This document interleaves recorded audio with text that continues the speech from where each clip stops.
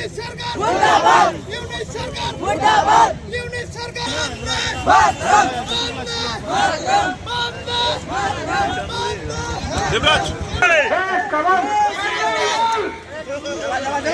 বাংলাদেশে হিন্দুদের ওপর নির্যাতনের প্রতিবাদে উত্তর দিনাজপুর জেলার ইসলামপুরে বিক্ষোভ মিছিল করল বিশ্ব হিন্দু পরিষদ। এদিনের এই মিছিল চৌরঙ্গি মোড় থেকে শুরু করে ইসলামপুর বাস টার্মিনাসে এসে শেষ করা হয়। তার পাশাপাশি ইসলামপুর বাস টার্মিনাসের সামনে বিক্ষোভ দেখানো হয়। এদিনের এই মিছিলে অংশগ্রহণ করে বিশ্ব হিন্দু পরিষদের কর্মকর্তা থেকে শুরু করে হিন্দু সমাজের মানুষেরা দোষীদের চিহ্নিত করে কঠোর থেকে কঠোরতম শাস্তির দাবি করেন তারা। তার পাশাপাশি আগামীতে এই ধরনের ঘটনা যাতে না ঘটে তারও হুঁশিয়ারি দেন তারা। এর পাশাপাশি আজ বাংলাদেশের উপদেষ্টা ডক্টর মোহাম্মদ ইউনূসের কুশপুত্তলিকাও দাহ করা হয়। আপনারা সবাই জানেন যে বাংলাদেশে অতি সম্প্রতি বাংলাদেশে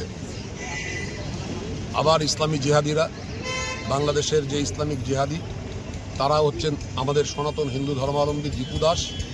সেই দীপু দাসকে নৃশংসভাবে পৈশাচিকভাবে হত্যা করে উলঙ্গ করে তাকে গাছের মধ্যে ঝুলিয়ে দিয়ে আগুন দিয়ে জ্বালিয়ে যেভাবে হত্যা করা হয়, বিশ্ব হিন্দু পরিষদ আজকে আমরা রাস্তায় নামতে বাধ্য হয়েছি। এইরকম পৈশাচিক, এইরকম নারকীয় ঘটনার জন্য আমরা তীব্র নিন্দা জানাই। তার জন্যই আজকে আমরা এই প্রতিবাদ মিছিলে। একটা বিষয় বলবো যে গতকালকে একটা রিপোর্ট বেরিয়েছে বাংলাদেশ পুলিশের কাছে, সেটা হচ্ছে গিয়ে যে দীপু দাসের বিরুদ্ধে যে অভিযোগটা আনা হয়েছিল যে অন্য ধর্মের কোনো উনি কুমন্তব্য করেছিলেন, সেই ধরনের কোনো তথ্য বাংলাদেশ পুলিশের কাছে নেই। সেটা একেবারে মানে ইনভেস্টিগেশনে উঠে এসেছে, তারপরেও তাকে এইভাবে করে প্রাণ দিতে হলো। কি বলবেন? এটা ফেক আইডি বানানো হয়েছিল। দীপু দাস যে ছিল, দীপু দাস নিজে বড় মোবাইল ইউজ করতো না, ছোট মোবাইল ইউজ করতো। তার কোনো সোশ্যাল মিডিয়াতে কোনো অ্যাকাউন্ট ছিল না। ফেক আইডি তৈরি করে তার সেখান থেকে একটা ইসলামের অবমাননা মন্তব্য করে দীপু দাসকে অন্যায়ভাবে হত্যা করা হয়। কারণ একটাই ছিল, দীপু দাস তার নিজস্ব কর্মক্ষেত্রে প্রমোশন পেয়েছিল, জিহাদিরা প্রমোশন পায়নি। অথচ একটা হিন্দু ছেলে প্রমোশন পাওয়া, সেটাইও তাদের মধ্যে মূলত রাগ। এবং যেহেতু দীপু দাস হিন্দু ছিল, তাই তোকে এরকম একটা সাজিয়ে হত্যা করা।